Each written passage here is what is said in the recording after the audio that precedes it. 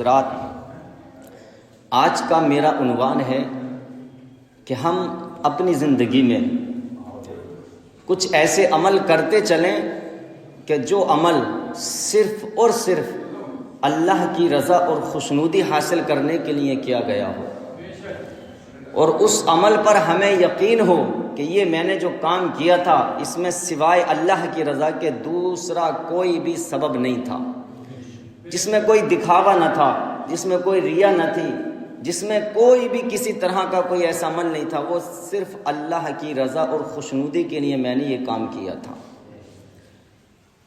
حدیث پاک بخاری شریف کی حدیث پاک ہے اور مسلم شریف میں بھی یہ حدیث پاک ہے، جس میں 3 ایسے شخص کا ذکر فرمایا گیا جو کہ کسی کام سے ایک جنگل کی طرف نکلے تھے، رات ہو گئی، وہ ایک غار کے اندر یعنی ایک گفا میں رات گزارنے کے لیے داخل ہوئے، اور اچانک اس گفا کا جو دروازہ تھا وہ کوئی پتھر اوپر سے پہاڑ سے آیا لڑک کر اور وہ دروازہ بند ہو گیا۔ اب یہ جو واقعہ ہے حضور پاک نے ارشاد فرمایا ہمارے نبی کے زمانے سے پہلے کا واقعہ، بخاری شریف میں اس کو نقل کیا گیا ہے، مسلم شریف میں بھی۔ اب اس وقت آج کا اگر دور ہے تو انسان کیا کرے گا؟ موبائل کا استعمال کرے گا، تو اس وقت موبائل بھی نہیں تھا، کوئی ایسا ذریعہ ان کے پاس نہیں تھا کہ انہیں کوئی سمجھ سکتا کہ وہ یہاں پر بند ہو چکے ہیں اور انہیں یہاں سے نکالا جائے۔ اب ایسے حال میں تینوں نے مشورہ کیا کہ ہم کیا کریں۔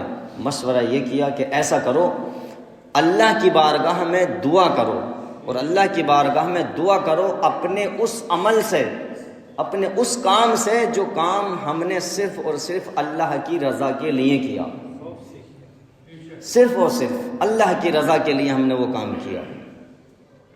تو ان میں سے سب سے پہلے ایک نے اللہ کی بارگاہ میں دعا کی کہ اللہ، میرے بوڑھے ماں باپ تھے اور میں ان کی خدمت کیا کرتا تھا، لیکن ایک دن ایسا آیا کہ میں کسی کام سے جنگل کی طرف گیا اور مجھے واپس آنے میں دیر ہو گئی، تو جب میں واپس آیا میں نے آ کر جانوروں کا دودھ دوا، اور میں ہر رات اپنے والدین کو دودھ پلایا کرتا تھا، مجھے آنے میں دیر ہو گئی اور وہ بھوکے ہی سو گئے۔ اب میں آ کر ان کی بارگاہ میں دودھ کا پیالہ لے کر کھڑا رہا، اس حال میں کہ میرے بچے میرے پاس بھوک سے بلک رہے تھے، لیکن میں نے انہیں وہ دودھ نہ پلایا، اور میں اپنے والدین کے اٹھنے کا انتظار کرتا رہا۔ جب وہ اٹھے تو میں نے انہیں وہ دودھ پلایا۔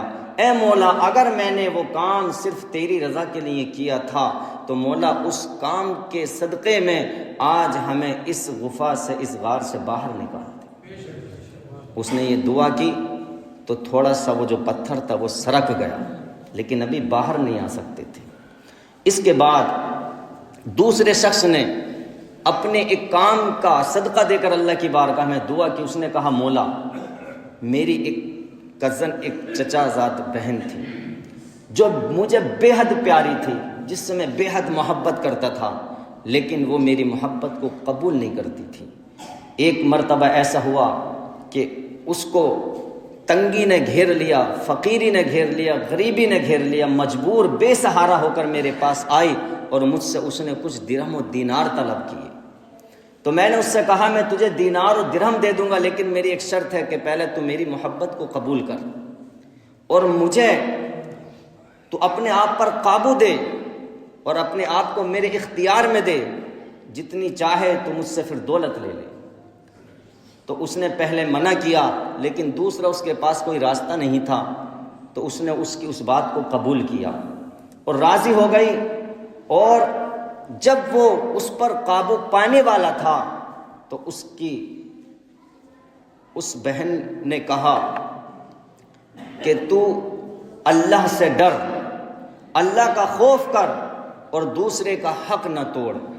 کہا میرے دل میں ایسا خوف ہوا، ڈر ہوا، مولا تیرا ڈر ہوا، اور میں نے تیرے خوف و ڈر سے اس کو ایسے ہی چھوڑ دیا اور جانے دیا، اور میں نے درہم و دینار بھی دے دیے، اور میں نے اسے تیری رضا خوشنودی کے لیے چھوڑ دیا۔ اے مولا، اگر میں نے یہ کام تیری رضا کے لیے کیا تھا تو مولا تو ہمیں اس گفا سے باہر نکال دے۔ تو تھوڑا سا پتھر اور سرک گیا، لیکن ابھی اتنا نہیں سرکا تھا کہ وہ اس سے باہر آ سکتے تھے۔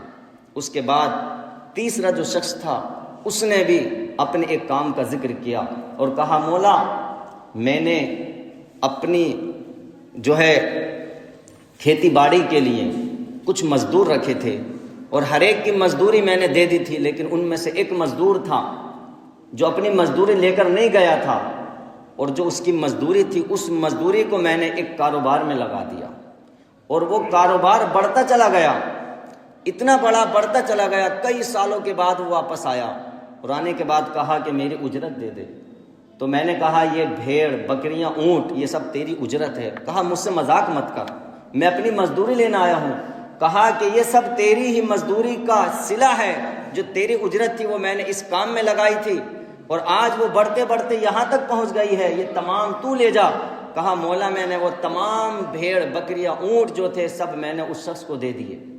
اے مولا اگر میں نے یہ کام تیری رضا خوشنودی کے لیے کیا تھا مولا، تو تو ہمیں اس غار سے اس گفا سے نجات عطا فرما دے اور تو ہمیں یہاں سے باہر نکال دے۔ کہتے ہیں اللہم ان کنت فعلت، اللہم ان کنت فعلت ذالک ابتغاء وجہ ربک فاخرج عنا۔ اے مولا اگر ہم نے یہ کام صرف اور صرف تیری رضا خوشنودی کے لیے کیا تھا مولا، تو ہمیں اس سے باہر نکال دے۔ تو فانفجرت الصخرہ فخرجوا یمشون، تو وہ دروازہ کھل گیا اور وہ تمام کے تمام جو ہے اس گفا سے باہر آ گئے، تمام باہر نکل آئے۔ تو یہ کام تھے جو انہوں نے اللہ کی رضا خوشنودی کے لیے کیے تھے۔ تو اس میں ہمیں یہ 3 نصیحتیں ملی ہیں۔ ایک پہلی نصیحت ہے اپنے ماں باپ والدین کی خدمت، کہ اس کا انعام دنیا میں اور آخرت میں دونوں جہان میں ملا کرتا ہے۔ دوسرا، جو آج کل نوجوان جس کام کی طرف بڑی تیزی سے بھاگ رہے ہیں، جس کو قرآن نے فرمایا ہے الزانیۃ والزانی فاجلدوا کل واحد منہما 100 جلدہ، کہ زنا کرنے والے یا زنا کرنے والیاں اگر پائے جائیں تو ان کو 100 کوڑے مارے جائیں، جو ایک ایسا گناہ ہے جو اس وقت کی نئی نسل نوجوان کو بہت ہی تیزی کے ساتھ اپنی اور آکرشت کر رہا ہے اور اپنی اور لا رہا ہے، اور بہت آسان ہوتا چلا جا رہا ہے۔ اس سے بچنا نہایت ہی ضروری ہے، جبکہ حدیث پاک میں ہے مسلمانوں اللہ کے رسول صلی اللہ تعالی وسلم نے فرمایا نکاح کو آسان کرو اور زنا کو مشکل کرو، نکاح آسان کرو زنا مشکل کرو۔ آج ہم نے پورا سسٹم الٹ دیا ہے، پورا سسٹم پلٹ دیا ہے کہ اگر کسی کے یہاں بیٹیاں ہیں تو ان کے نکاح کے لیے رات دن پریشان ہے، کیسے قرضہ کرے گا، کیسے ان کا انتظام کرے گا، کیسے شادی کرے گا۔ اور اگر جو نوجوان لڑکیاں جو کہ قبضے اختیار سے باہر ہیں، آج ان کے لیے زنا اتنا آسان ہو گیا، زنا آسان ہو گیا، نکاح مشکل ہو گیا۔ حدیث پاک میں تھا کہ نکاح کو آسان کرو، نکاح آسان کرو اور زنا کو مشکل کرو۔ پورا سسٹم پلٹ دیا گیا ہے، اور یہ ہم نے کیا ہے، اس میں کسی کا کوئی دوش نہیں ہے، یہ ہمارا قصور ہے، یہ ہمارا سسٹم ہے۔ کیا ہمارے نکاح اور شادی میں گورنمنٹ کا کوئی دخل ہے؟ کوئی گورنمنٹ نے یہ زور دیا کہ صاحب تم اپنی شادیوں میں آتش بازیاں کرنا؟ سوچو، کیا گورنمنٹ کا آدیش ہے کہ آپ ہر شادی میں ناچ گانے ہی کرنا؟ یہ شوق جو ہے نا، شوق، یہ انسان کو گناہوں کی طرف اور بربادیوں کی طرف لے جاتے ہیں۔ یہ بربادیوں کی طرف شوق، گناہوں کی طرف لے جاتے ہیں، دکھاوا۔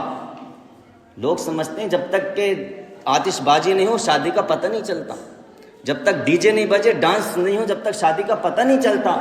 یہ لوگوں کی سوچ ہے۔ اگر کوئی سادگی سے شادی کرتا ہے نا دین اسلام کے دائرے میں، تو سمجھتے ہیں ارے اس نے تو شادی کوئی ایسی خاص نہیں کی، ایسی ہلکی شادی کی۔ اور جو 8 دن تک خوب دھماکے سے جو ہے ناچ گانے کرے، حرام کام علی اعلان کھلے عام کرے، کہتا ہے بڑی شاندار شادی۔ یہ ہمارا مزاج ہے مسلمانوں، یہ ہم نے خود پیدا کیا ہے۔ کیا ہم سے سرکار کہہ رہی ہیں؟ لوگ کہتے ہیں صاحب بنا اس کے شادی نہیں ہو سکتی۔ کیسے نہیں ہو سکتی؟ تمہیں خدا کا خوف نہیں ہے۔ جب تمہیں خدا کا خوف نہیں ہے، تمہیں حکومت کا خوف ہے، تو تمہیں حکومت کے ذریعے سیدھا کیا جا رہا ہے۔